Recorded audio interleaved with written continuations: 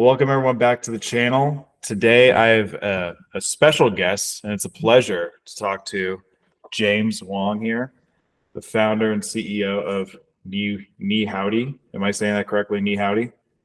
NiHowdy. Yeah, you got it. Perfect. I want to give you more exposure to my audience, what they could see in your career and step foot and in your industry, bringing crypto and pharmacy together. So James, I want you to kind of explain yourself, who you are, and how you came up with NiHowdy. Yeah, loaded question, but I love it. A little bit about myself. I'm James. I'm actually a pharmacist by trade. I've been practicing for a while. Been in the industry, I would say, since the 90s. I know I look quite young, but my entire dad's side of the family, they're all pharmacists. So it's really common for me to go to like a pharmacy after school and have to work there. I've been practicing mostly in psychiatry and mental health. I used to also own assisted living facilities and skilled nursing facilities. It's a ton of fun. I think in 2020, the pandemic happened and a lot of healthcare providers simply got burnt out.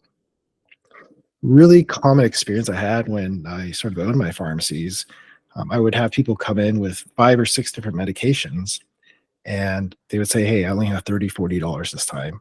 What can I take and what can I go without for the next few months?" And like many different community pharmacists, it's a really terrible experience to sort of feel. It's kind of gut wrenching. If you work for a larger publicly traded company like CVS, there's really not much you can do.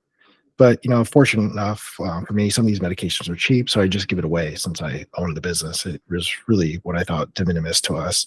But I quickly realized like this really wasn't a scalable model at all.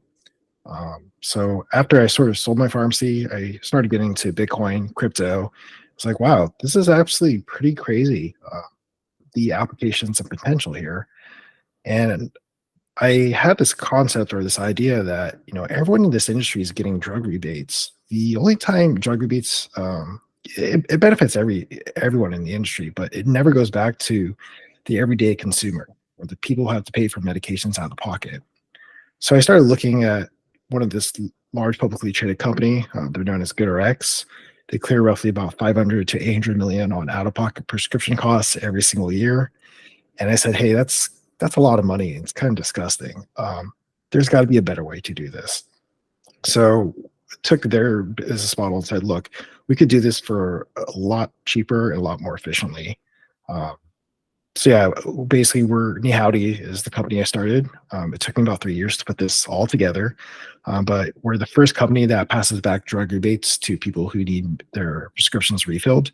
And our drug rebates, they come in the form of Bitcoin, which is the most exciting part about it, I think. I love how, one, you're shaking up the industry from a traditional Web 2 stance to Web 3 when it comes to giving more greater value to your customers in a sense of stored value to what Bitcoin is and giving that back to them. But just backtracking a little bit, I never knew, like, I am like in my 30s, but it's like I never knew that I can kind of go to my pharmacy and be like, what can I take, or if it's something I can't afford or anything else. Not to say that I've been so fortunate to where like I had the prescription where I'm able to fulfill it or whatever. I just never knew that was an option to where like I can substitute or go with things like that. That's just interesting to kind of learn in that standpoint. That just goes to sense my knowledge of the pharmacy industry and the medical industry. But I appreciate you sharing that a little bit there. It's interesting to kind of get that tidbit. Yeah, it's not a fun experience when you have patients that have financial constraints and you're trying to figure out what's the best way to get their therapy taken care of. It's not a fun experience, but that's the challenge behind it. For sure. And I guess it's a better sense for them to get the value for NiHowdy for what they're getting back to it is by being a customer into that standpoint. So what does the customer journey look like if, say for me, if I wanted to be part of if I wanted to be a customer, NiHowdy subscriber or however you would say it, what does my customer journey look like? So first of all, you would need a prescription or medication. That's the first part. Second, more than likely this medication is not covered by insurance or possibly either needs a prior authorization, which is kind of like a fancy word for a lot of paperwork to be filled out with the insurance company. It's just really tedious. So that's kind of like the first two, I would say, trigger points. If you need a prescription and needs to get refilled and you have to pay out of pocket, normally you would turn to a prescription savings card and you would say, well, which one will negotiate the best price for me? Our pricing is very comparable to that of GoodRx and to all the other competitors that are out there. Where where it makes us different, obviously, is that we're giving drug rebates back to you, the consumer. What's pretty cool is when you decide to use NiHowdy as the prescription savings card at, say, CVS or Target or wherever store you want to go to, we credit your account with Bitcoin on the day of that transaction. So we don't release the Bitcoin into your wallet until about 60 days after the prescription is picked up from the pharmacy. But there's this kind of cool like arbitrage opportunity. Well, in 60 days, what if happens if 30 cents of my rebate ends up turning into $1 or $2, and I've only spent $4 or $5 on this medication. So it's kind of exciting for that part. But yeah, membership's free, and it's a pretty seamless journey in terms of receiving Bitcoin. I'll have to show the screen share here in a second here, but it's really cool just like how that whole journey can kind of come about to it. As far as the whole circle, how someone could sign up, they can be able to go to any pharmacy that they want to, or at least over 3,500, which is basically like again with my knowledge of just within the pharmacy industry, I feel like that's just everywhere and anywhere. Especially the big name brands that you already mentioned before. You have Walgreens, CVS, Wegmans, Walmart, Costco, Kroger. It's like there's a place. It's like more of like try to find a place you can't go is more of the question. It's actually 35,000 pharmacies. There's roughly about Oh, 90,000 pharmacies in America. So we're a little less than half. We're actually looking to negotiate with the network and increase that offering from 35 to hopefully 70 to 80,000 the next year or so. As far as the actual like function goes, so I just sign up with you. I get a card, either digital or maybe a physical one too, like mailed to me.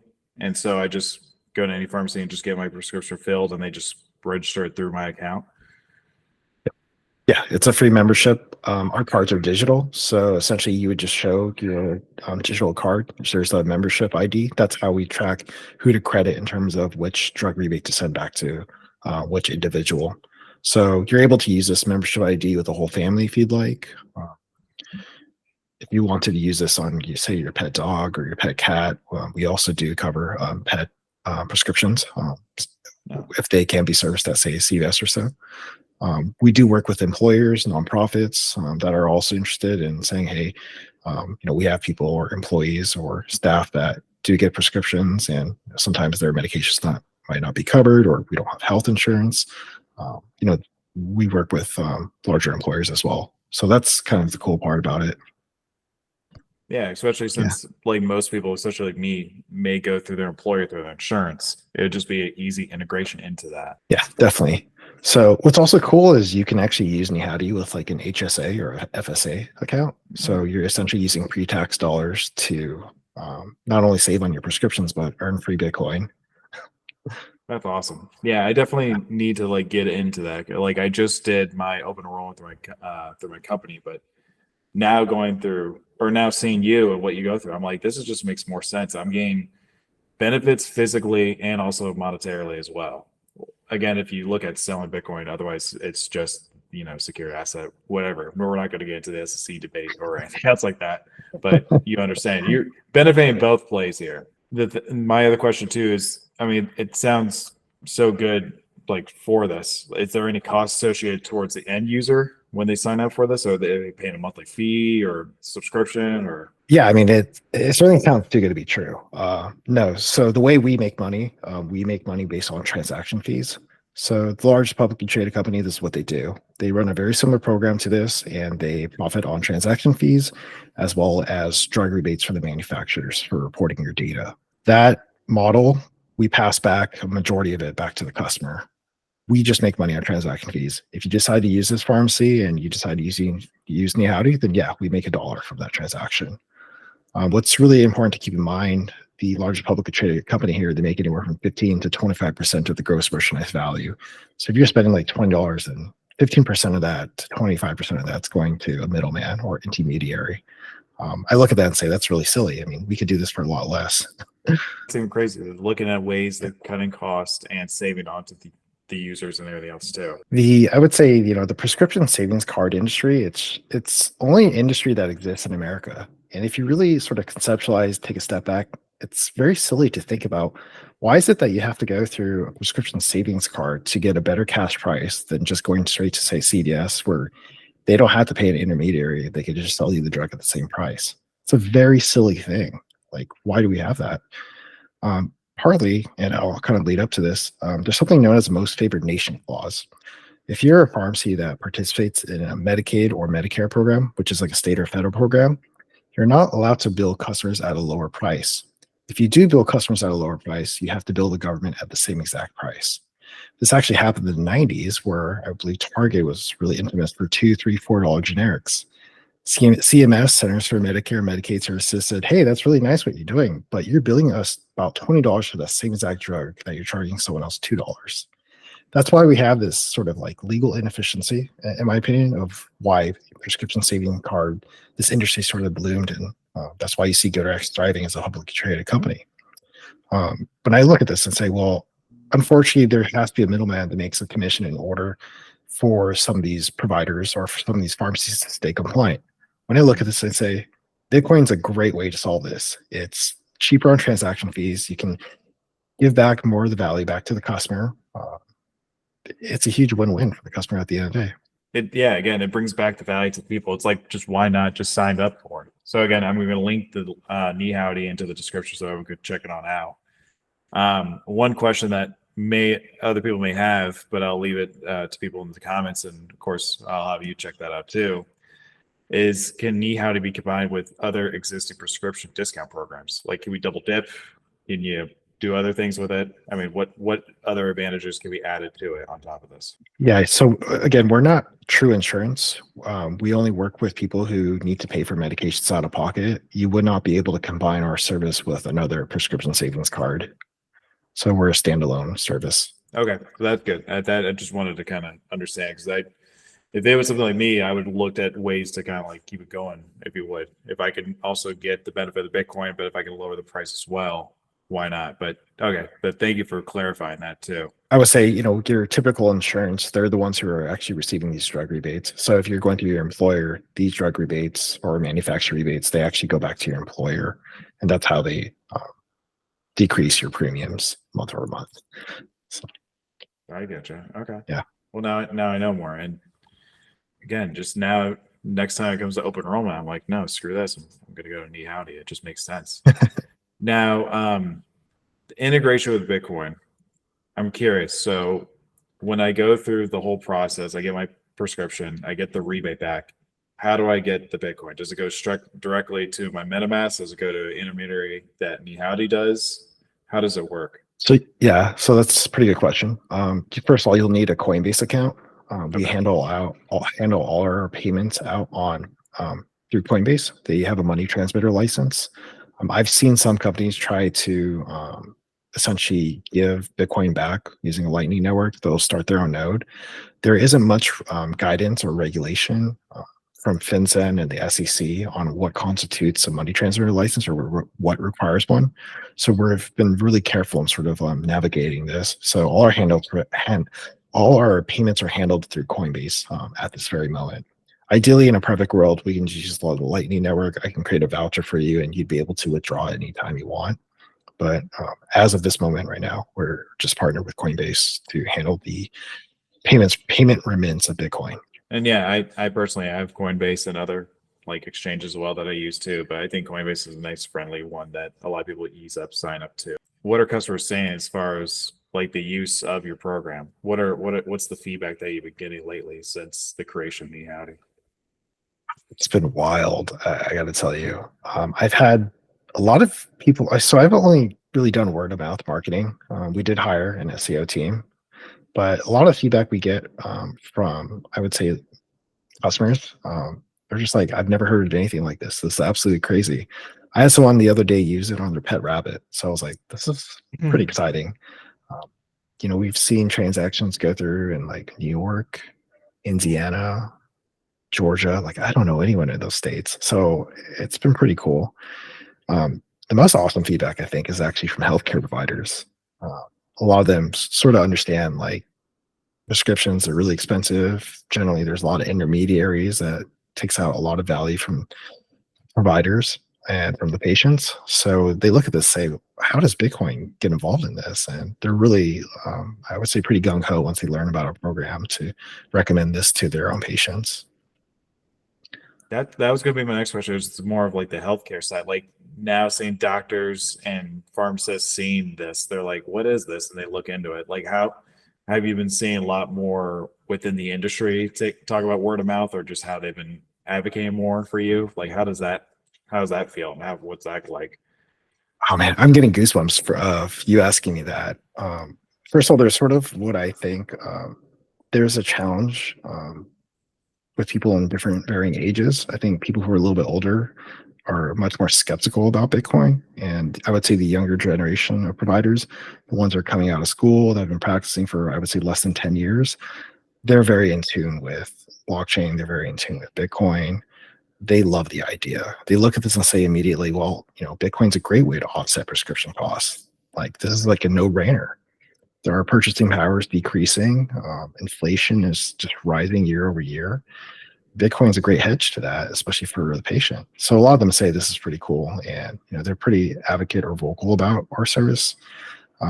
What's kind of interesting is I used to have a preceptor in pharmacy school, and it's a much older lady or gal, and she actually called me, I think maybe a month ago, and was like, "Hey, I just found out about your company, NiHowdy. This is pretty crazy. I don't know too much about Bitcoin, but I just want to learn a little bit more."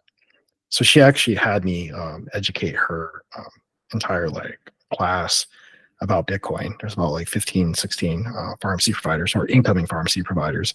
So they were just asking me so many questions about Bitcoin and, what is it? But again, there's a lot of challenges in explaining the merits of Bitcoin. A lot of people have these preconceived notions, and it's hard. But having that discussion with people who are a little bit more younger, more in tune, they're just they get it right away. Mm-hmm. Yeah. No, I get it. I get it. It's more of just showing the value of what they're getting back from using the service. I feel like, and I mean, obviously you would know more. There's probably other services out there similar where they get a rebate back in X amount of form of whatever. It's just that yours is Doesn't exist. popular moving into Web3. It doesn't exist. There really? is So you're no, literally the only one. Yeah, there's no company that gives you back drug rebates at all to, if you need your prescriptions refilled. So this goes back to sort of the discussion on microtransactions. So if we're giving you 3% back on a $10 drug, that's 30 cents. How do I give you 30 cents today in our traditional financial system? Do I mail you a check? Last time I looked at, I think USPS, postage and handling is 60 cents. If you're a business and you want to do Venmo or ACH, it's going to cost you anywhere from a quarter to $1.50.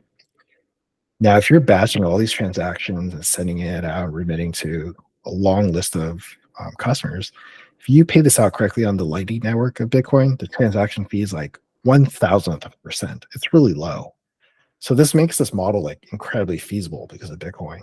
I never really thought about the logistics like that. I mean, there could be ways, probably maybe creating an online account and then withdrawing it. But then it goes back to the same way what you're saying, the transaction fees of wiring it or sending it are just ridiculous versus what you just mentioned, Lightning Network. It's nothing, literally. It's just a breath of air, I just breathed, or just exhaled. It's like that. It's nothing to you. It's so fascinating to think about. And literally you're the only one doing that. But what's the future looking like for you going forward with this? Are you going to look at other cryptos or other incentives and things like that? What are there things that you can share to us that we can know more, or what we can look forward to? There's a lot of exciting things on a roadmap, actually. We've only told a few select people this, but I'll tell you this. The second product we'll be releasing, it's going to be called NiHowdy, as the play on words. But as you can sort of guess, it's drug rebates for pet prescriptions. A lot of people love their own pets. I have my own dog. I do get medications for my dog, so that's something dear and important to me. In terms of will we be giving other types of crypto? It comes down to transaction fees. If you're going to ask me, I'm more of a Bitcoin maxi. I'm not a huge fan of, I would say, Ethereum or Solana or Avalanche. They do kind of come off as unregistered securities to me. But I always have this belief that money is the ultimate freedom of speech. And if that's truly what the customer wants at the end of the day, then sure, that's something we could look into and provide. I think the challenge with providing other types of crypto is one, transaction fees. I mean, to do a transaction on Ethereum, it's quite expensive. I still think swaps are about $12 or $13 last time I checked. But there's always going to be a huge concern for me here that there's still some sort of central individual or organization that influences the development of some of these ecosystems. And if I'm looking at some sort of neutral monetary policy, I think Bitcoin is the only one that sort of wins here. Satoshi Yeah, for Nakamoto's sure. not alive anymore. Hmm. So No, for where sure. is he? But I mean, yeah. Yeah. I mean, yeah. I guess we can always look at all these other coins, like or other cryptos or anything else too. I mean, like even toss that like SHIB or Doge or whatever. It could be a fad or whatever. But I mean, like we talked about earlier, the store of value, what has been there since the beginning, has been Bitcoin. It's the true digital gold, if you would. So I think your values there. What you say is true. Like to just kind of keep trying true into that, especially yes with transaction fees or whatever comes with the networks. You never quite know, especially if one's vulnerable or whatever. I think it makes sense. But as far as other challenges, like thinking into that aspect for the Web3 space, what about let's talk to the Web2 as far as the healthcare side. What challenges do you see that they could prevail by using this or even using crypto in that sense? This is the kind of insight I can give you into healthcare. It moves very slowly, very, very slowly. And the reason for this is that the people who administer the payments or handle the flow of dollars in healthcare, they typically own a lot of vertically integrated businesses. Give you an example here. Optum, they own hospitals, they own medical practices, they own the pharmacies. Anytime there's some sort of extrinsic event where their dollars are flowing outside of their own healthcare system, they make it very difficult if they try to challenge these providers that come in through serious audits or regulation. So the hardest thing I would say is if you're going to have something really innovative in the space, you really have to make sure who's going to pay for this and are they likely to pay for it. That's probably the first part I'd say here. If there's going to be some sort of impact here in the future with like blockchain and healthcare, I could see it with like identity management, trying to store or transfer your own patient files. I do see some applications here with supply chain. Uh, there's a lot of different applications here, but the one question I sort of wrestle with is who's going to pay for this? That's the hard part, I think, answering it. But Yeah, because just to carry on to that, I mean, besides who would pay on to that or pay for it, it's more of just the efficiency behind it. I mean, just like any other business, I mean, if you could find yourself where you could save them more time, that's time being well spent to save money. The doctors or nurses can free up to do more surgeries to bring more business in, stuff like that. Especially if you look at a QSR, quick service restaurant, such as like McDonald's, to where it's so efficient to where you order from the window, you go to the next window, the food's out hot, ready. You start questioning, is this even real food or whatever, before you have your hangover night, etc.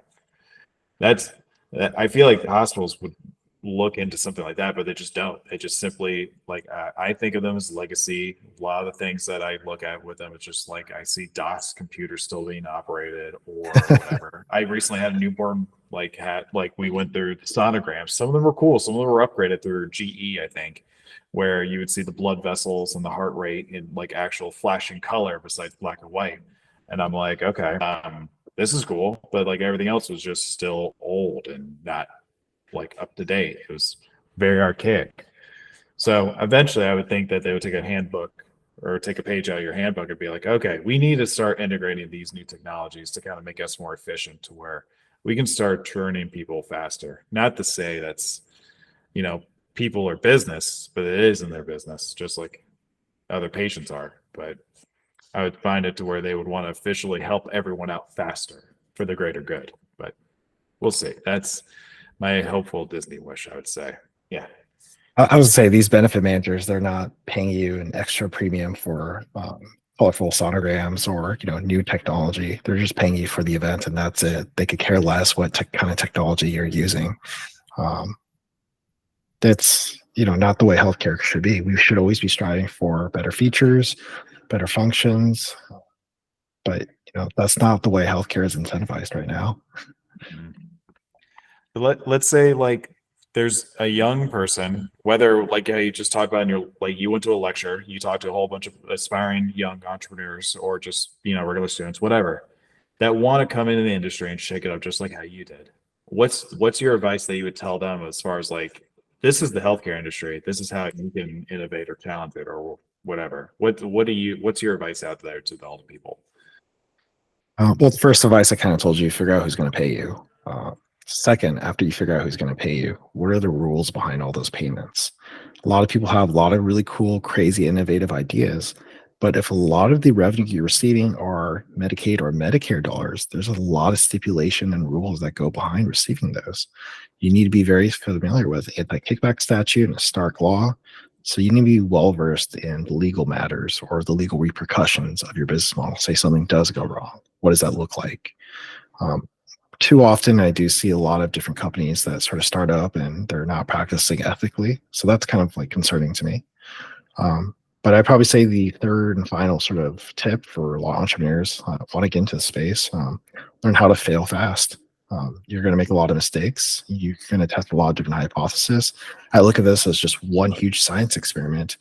You're going to be having assumptions, but you have to be able to test those assumptions over and over. And if they're not right, then you need to move on to the next hypothesis or the next theory. But yeah, those are kind of like my three big tips for interested entrepreneurs who want to come into the healthcare space.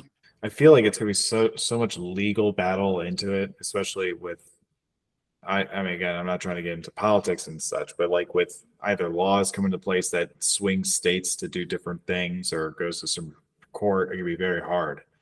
But now it's also where if these people want to come in and shake things up, it's like with all this new other technology, how are they going to have that communicate to other hospitals? And I feel like that's another challenge too, as far as like how you have that communicate to another thing.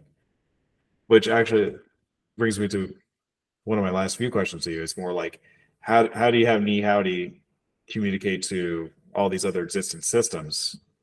But yeah, on the back end, do you do these Bitcoin transactions to where people get it back or get the rebates and stuff? Like, how does that? Is it just like a standard program, but except you on the back end just convert it to Bitcoin, or like how's the mechanics work? Yeah, that's a pretty interesting question. There's actually a standard protocol in terms of how a pharmacy or I guess any healthcare provider would submit claims to, say, a payer. In pharmacy, it's known as the NCPDP standard. Typically, that's how we sort of view transactions on a real-time basis. What makes us a little bit different is we receive payments, 30, 60, 90 days after the patient makes their purchase or they're on the prescription. We're able to reconcile those payments and then distribute it back to the customer in our own manner. We use our own digital ledger here, and that's how we sort of track payments of, who goes to, how much Bitcoin goes to, what person. I think, yeah, I think that's all the questions that I have. And yeah, I appreciate your time that you've taken to be here with me and tell me what NiHowdy is about and your thoughts with how you started it and what's it going to, and also what the industry is looking like for this. Let me see, what are some things that you want to share? How can people follow you, and where can we find more information with NiHowdy as far as the company and its roadmap? Yeah, well, first of all, I probably want to talk about the Inflation Reduction Act, if that's possible. I don't know how we're doing on time. Oh yeah, here. no, let's do it. Let's do it. Sure. So yeah, I mean, this is pretty big news, but the Inflation Reduction Act was passed by Congress last year, and it gives CMS the power to renegotiate drug pricing for Medicare. That's amazing. So a lot of these drug companies, they're going to be taking about 20 to 30% haircut on some of the medications they produce. As an entity, Medicare, you're going to say that's amazing. I'm going to pay a lot less money. It's great for the taxpayer. But these pharmaceutical companies are not going to take a loss. What's going to end up happening is that they're going to reduce their drug rebates going back to Medicaid programs, which are state programs, and to employer programs. So everyone who's not 65 and over is going to have to end up looking at a higher copay, a higher share of cost, a higher deductible, or the prescription they're on, it might not be covered anymore. The other part about the Inflation Reduction Act is that drug manufacturers are not allowed to increase the drug pricing beyond the CPI, which is the inflation rate. If they do that, there's a clawback that Medicare is entitled to. So if you're a new drug company and you have a new wonderful drug coming on the market, I can't price this drug at what I would normally price it. I have to price it, exorbitantly higher than what I normally would. I believe the FDA actually released an announcement. They said that the average drug-based pricing has increased by 20% this past year because of the Inflation Reduction Act. So what I'm basically trying to get at here is that a lot of people are going to look at medications and the prescriptions. There's a high likelihood that they may have to be paying more out of pocket going forward the next 5 to 10 years. And it's something concerning to me as a pharmacist, for sure. It's the complete opposite of like what they're trying to do, and it's so weird how that's happening. It's you say no, but it still happens. You know what I mean? And it's just because that one component into there, they were able to just to manipulate it and still figure out a way to kind of still get the margins that they want. Yeah, it's a hard business to be in. I'd say there's no right or wrong answer. Yeah. Obviously some of these companies need to make money, but these are publicly traded companies, and a lot of these companies, they lobby and they have a lot of people on Congress.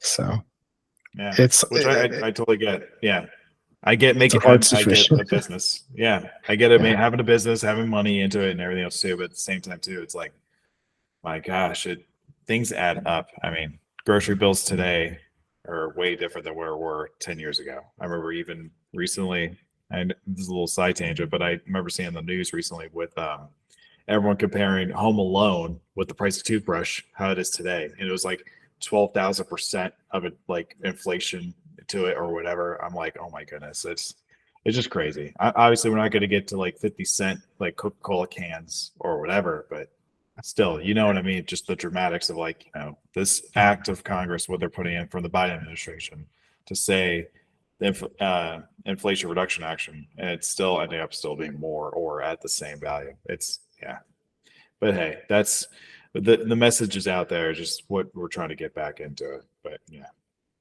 Yeah. I mean, what if you price things on a Bitcoin standard, things are getting much more affordable for sure.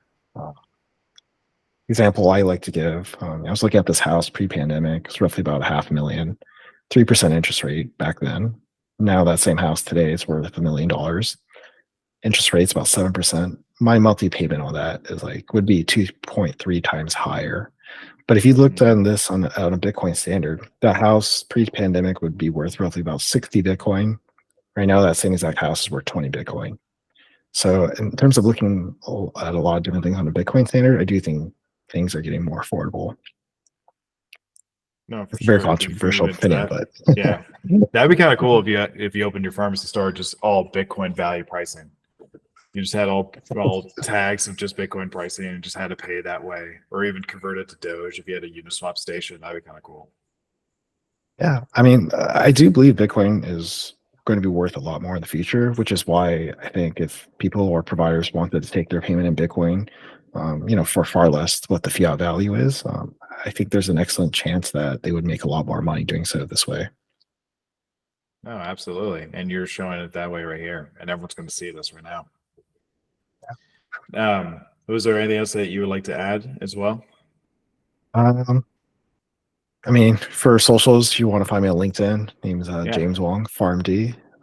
Very active on LinkedIn. You can also visit our website, NiHowdy.com, NIHOWDY.com. Awesome. Cool. All righty. Well, thank you, James. I appreciate it. And I'll be sure to put that all in the description. Everyone should check out James Wong, all the socials, and NiHowdy as well. I don't want to hemorrhage my audience and have them force onto it, but I'm telling you guys, it makes sense. It's a no-brainer. You're going to get best of both worlds here, physically and monetarily. It's a no-brainer. Just do it. Just do it. Anyway, thank you again, James, for your time. Thank you. Thanks, David, for having me.